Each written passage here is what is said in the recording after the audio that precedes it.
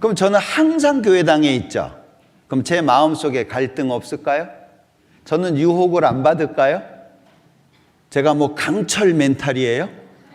태산 같은 믿음을 가지고 있습니까? 그러지 않아요. 제가 저희 자매한테 그런 얘기를 했어요. 아이를 잘 키우는 방법은 남의 아이 키우듯 해라.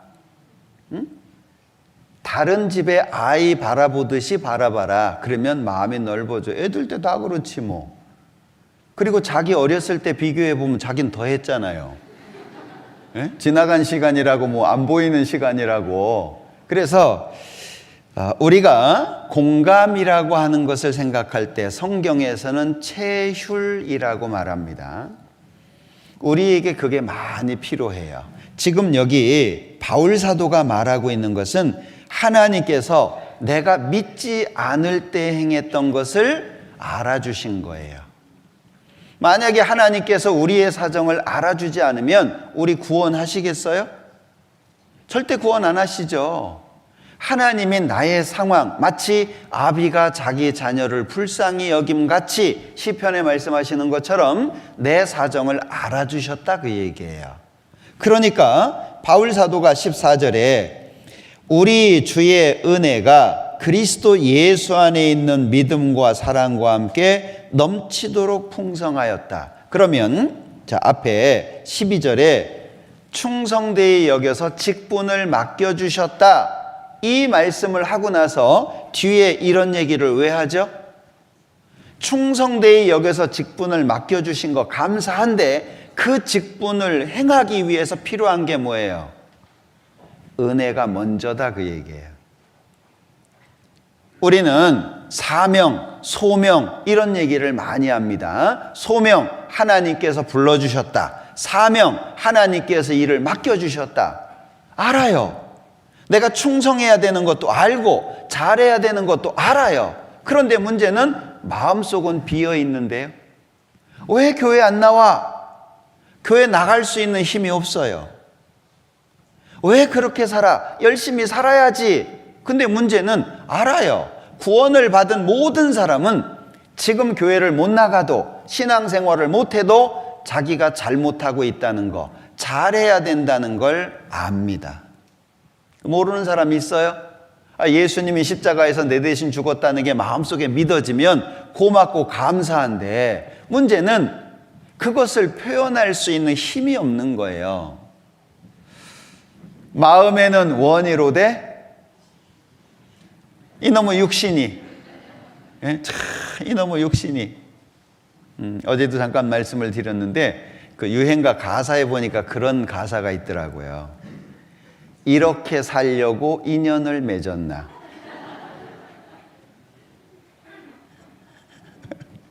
어때요?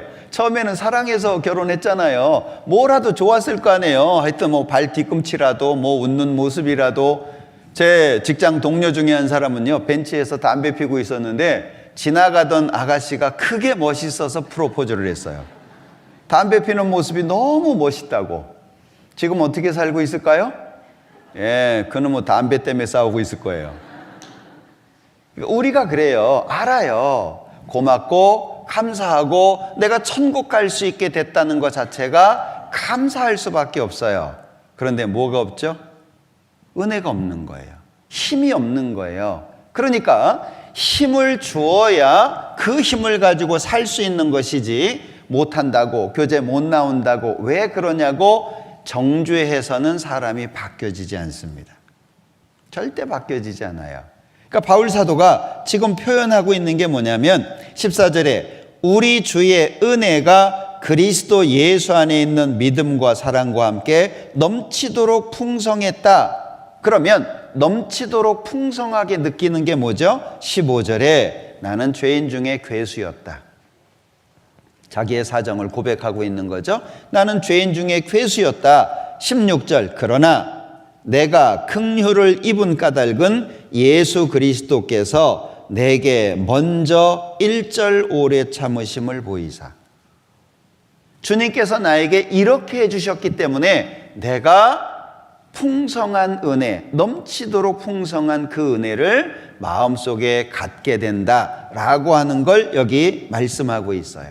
그러면 바울 사도가 고린도전서 15장 10절 중간에서 내가 모든 사도보다 더 많이 수고했다. 맞는 말이죠?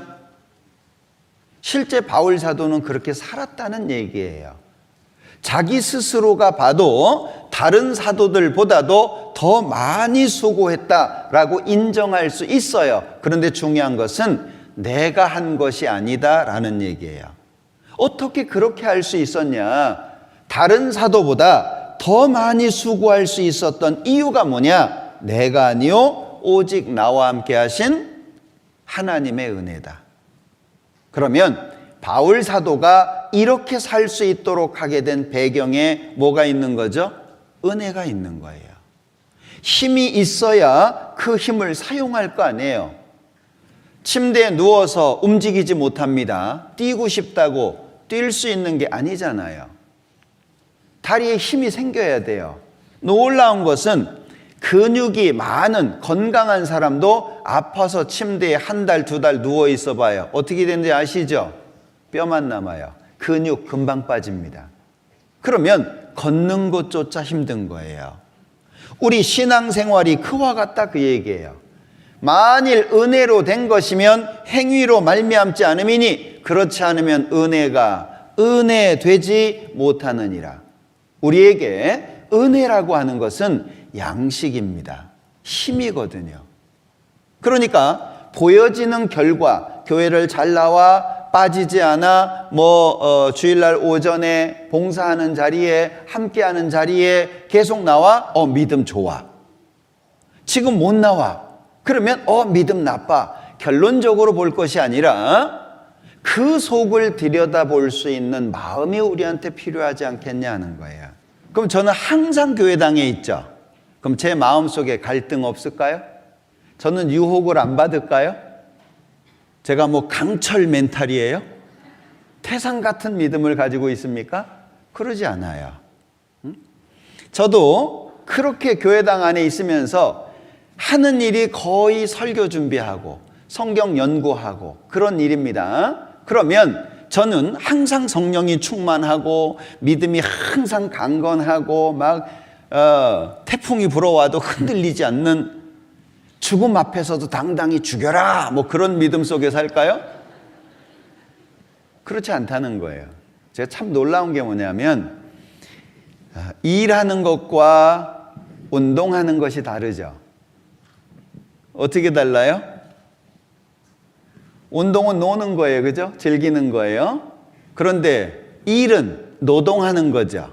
뭔가 목적하는 것을 가지고서 내 몸을 사용하는 거예요. 똑같이 몸을 움직이는 건데 피로도는 완전히 달라요. 제가 설교 준비하는 가운데 성경을 보는 것이 놀랍게도 저한테는 일이에요. 설교를 준비하고 연구를 하고 그게 일이에요. 참 신기해요. 맨날 성경 보고 성경 연구하고 설교 준비하고 우리 목사님들이 설교 많이 하시잖아요. 설교해야 될 일들이 많아요.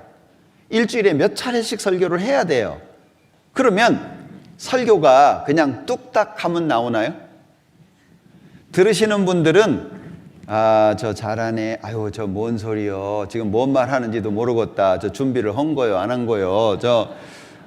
그렇게 판단하실지 모르지만 일단 설교하는 사람은 준비하는 시간이 오래 걸립니다. 저도 주일 설교를 한번 하려면 보통 한 4일, 짧게 잡으면 한 4일, 길게 잡으면 한 5일. 근데 주일 설교만 있나요? 여러 설교들이 있습니다. 그거 준비하는데 치여요. 일에 치여요. 그러면 저희 자매가 말도 못해요. 왜냐하면 예민해져 있거든요. 설교 준비를 막 하다가 여보 그래가지고 쳐다보면은요 이제 다시 시작해야 돼요. 처음부터. 이게 생각나던 것이 다 날아가기도 하고 그러니까 저희 자매가 말을 안 해요. 건드리지를 않아요. 그러면서 이제 스트레스가 쌓이죠. 저는 제일 하느라고 바쁘니까. 그러니까 설교가 금방금방 나오는 게 아니에요. 준비를 해서 나오는 거잖아요. 그런데 듣는 입장에서는 어때요? 오늘 은혜가 됐어.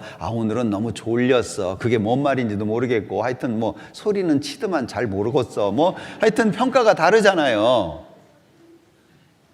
제가 저 자신을 위해서 성경을 보지 않으면 설교 준비를 못 한다는 걸 알게 됐어요.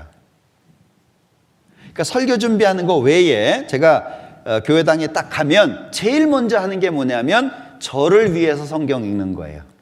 참 이상하죠?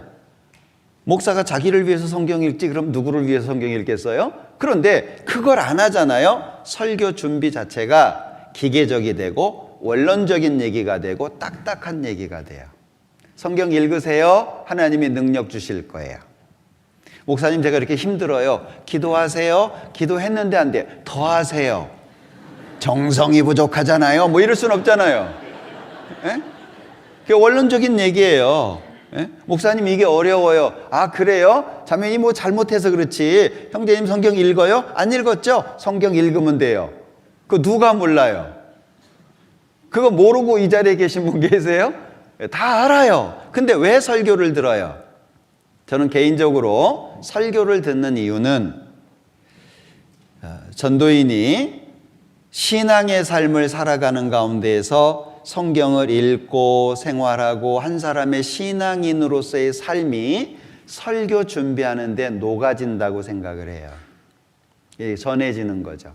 제가 느꼈던 거. 그래서 저는 설교 준비를 할 때 가능하면 제가 경험된 얘기를 하려고 애를 써요. 성경을 읽다가 느껴진 거, 그리고 묵상을 하다가 얻어진 거, 그런 것들을 나누고 싶어서 준비를 대부분 합니다. 그런데 저를 위해서 읽지 않으면 그런 준비가 안 돼요. 성경 읽는데 딱딱해요. 제가 설교 준비를 제일 오래 했던 것은 7일 한 것이 제 기억에 있는데, 주일날 아침 7시 반까지 설교 준비를 했어요.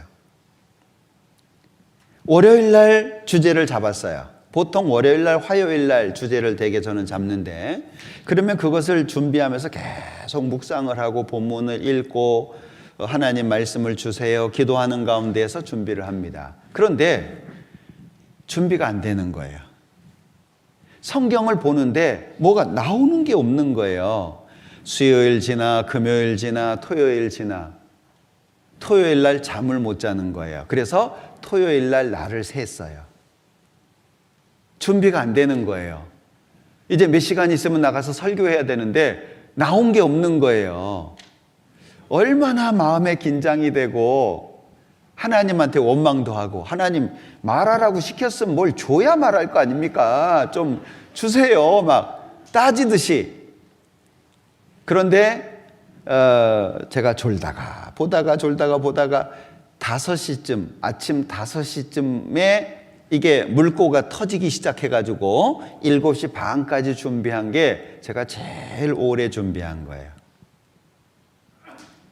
그냥 성경 본다고 줄줄줄줄 나오면 얼마나 좋겠어요. 네? 어떤 경우에는요, 그렇게 기도하고 묵상하는데도 안 나와요. 왜 하나님이 그렇게 하실까? 나중에 알게 됐어요. 뚝딱 성경 한 장 딱 보고 설교 한 편 탁 나오고, 성경 한 구절 보고 설교 한 편 뚝딱 나오고, 그러면 나중에 어떻게 되겠어요? 저만 남아요. 하나님은 없어지고 제가 남아요. 하나님께서 하나님이 필요하다라고 하는 걸 삶 속에 계속 알려주시는 것 같아요. 그래서 우리에겐 은혜가 필요합니다.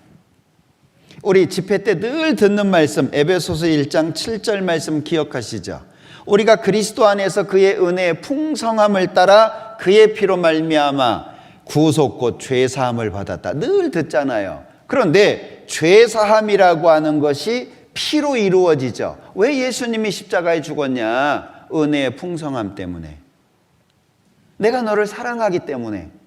하나님이 세상을 이처럼 사랑하사 독생자를 주셨으니, 우리는 처음에는 은혜로 시작을 하는데 뭔가 하다 보면 은혜 받는 게 익숙치 않는 거예요. 그러다 보면 막 깡다구가 나오고 어거지로 해야 되고, 가기 싫은데 막 주일 됐으니까 가야 되고. 아마 오늘도 끌려오신 분 계실까요? 가정의 평화를 위해서 이 자리에 앉아 계신 분 계실까요? 예, 그래요. 그럴 수밖에 없어요. 뭐가 없는 거죠? 나를 나로 존재하게 하는 하나님의 은혜가 없는 거예요.